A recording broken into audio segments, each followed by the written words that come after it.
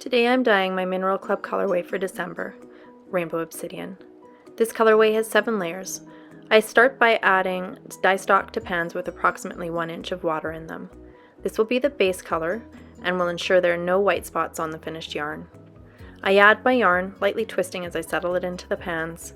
Yarn has been prepped by soaking in plain water for several hours prior to dyeing. I tamp down the yarn to make sure it's completely submerged, cover it, and turn on my burners. I prep my citric acid by dissolving it in water, and once my yarn has come up to temperature, I add the citric acid to the water in the pan, first lifting the yarn out of the water and then resettling once the citric acid has been added.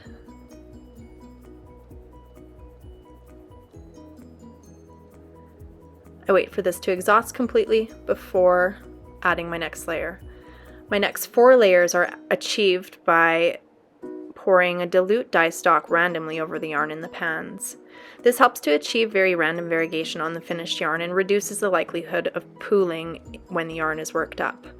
I personally gravitate towards yarn with quick color transitions and lots of blending between layers as opposed to organized regular variegation.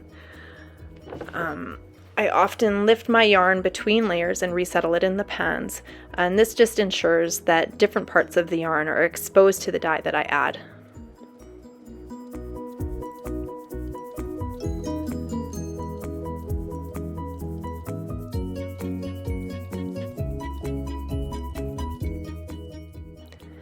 The next layer is much like the first layer. I'm adding gray dye stock into the pan and resettling my yarn into it. The gray helps to tone down any of the colors that I've previously applied, and the way that I resettle it into the pan allows dye to accumulate on certain parts of the yarn. The last layer is black dye powder mixed with citric acid, which I liberally sprinkle across the yarn for speckling.